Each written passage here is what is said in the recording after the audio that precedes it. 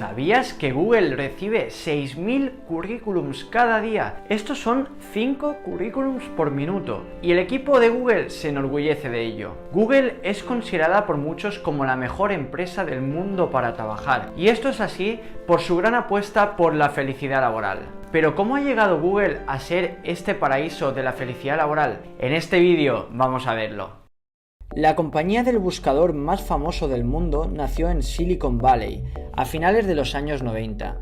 Allí, Larry Page y Sergey Brin idearon una forma mucho más efectiva de organizar las páginas de Internet, desarrollando su algoritmo hasta el buscador que tenemos hoy día. Y es que Google, desde sus inicios, ha crecido muchísimo, de empezar con un algoritmo en la habitación de unos estudiantes hasta tener la inmensa suite de productos de hoy, con una plantilla cercana a los 150.000 empleados. Pero esto no hubiera sido posible sin una fuerte apuesta por la felicidad laboral. Google estaba en un contexto en el que la competencia por el talento era muy fuerte. En Silicon Valley, donde grandes compañías tecnológicas se rodeaban compitiendo entre ellas, las mentes más talentosas eran lo que marcaba la diferencia entre existir o acabar desapareciendo. Los fundadores de Google habían visto cómo grandes compañías surgían, crecían y acababan casi por extinguirse en el transcurso de pocos años. Uno de los casos más sonados fue el de Yahoo, que si bien no desapareció, acabó por perder una gran cuota de mercado ante la propia Google. Larry y Sergey sabían que otra compañía con tecnología más avanzada podría acabar con ellos y tenían que protegerse creando una cultura fuerte donde las personas más talentosas quisieran trabajar.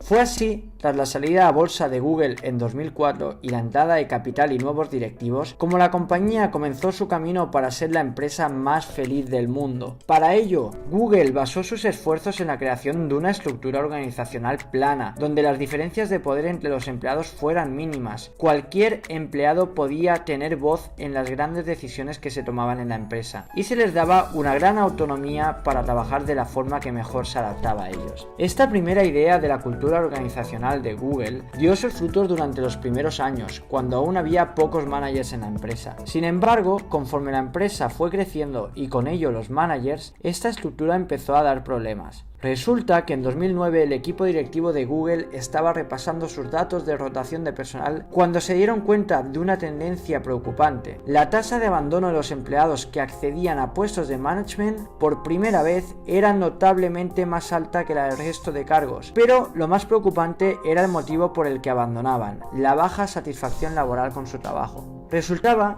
que los colaboradores que eran ascendidos a managers por primera vez tenían unas expectativas muy diferentes de lo que ese tipo de cargo conllevaba. Creían que podían tomar muchas decisiones sobre sus equipos, gestionar las tareas que hacían y los incentivos que les daban, pero nada más lejos de la realidad. El tipo de cultura plana que había creado Google quitaba precisamente poder a los managers para dárselo a sus empleados. Los managers tenían poca autonomía para tomar decisiones individuales y la mayoría de cambios en el tipo de recompensas a dar, o incluso a quién contratar o despedir. Los directivos de Google se dieron cuenta de que debían cambiar las expectativas de estos empleados y la forma que tenían de entender sus nuevas responsabilidades. Fue así, en este contexto, cuando en 2010 Laszlo Bock se incorporó como director de recursos humanos de Google. Laszlo entendió que la forma de cambiar las expectativas de estos empleados era cambiar su percepción del nuevo puesto. Ellos no tenían que ser managers que gestionaran personas, sino líderes que inspiraran y apoyaran a sus equipos. Fue de esa forma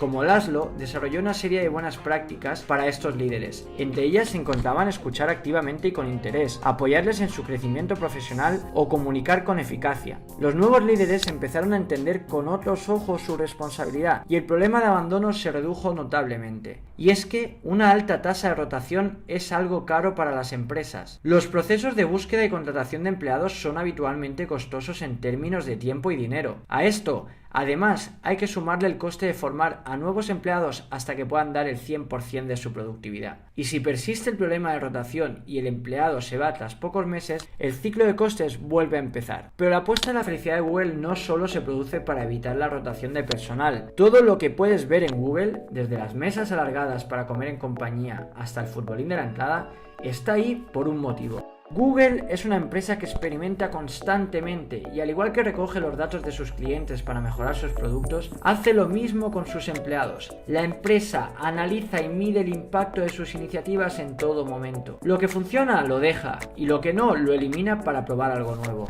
Un ejemplo de ello son sus procesos de selección, que se han hecho famosos en todo el mundo por lo particulares que eran. En sus entrevistas, los reclutadores de Google solían hacer preguntas poco habituales del estilo de ¿cuántas pelotas de golf caben en un autobús? O un hombre empujó su coche hasta un hotel y perdió su fortuna. ¿Qué ha pasado? El objetivo no era analizar tanto la respuesta que el candidato daba, sino el proceso de pensamiento y la argumentación que seguía. Sin embargo, tras años haciendo entrevistas de esta manera, decidieron experimentar con otro tipo llamado entrevistas conductuales estructuradas, parecidas a las entrevistas por competencias. En ellas preguntaban a los candidatos que les dieran ejemplos de situaciones del pasado donde mostraran una característica, como podía ser la capacidad analítica, o que explicaran en una situación real de cuando resolvieron un problema complejo.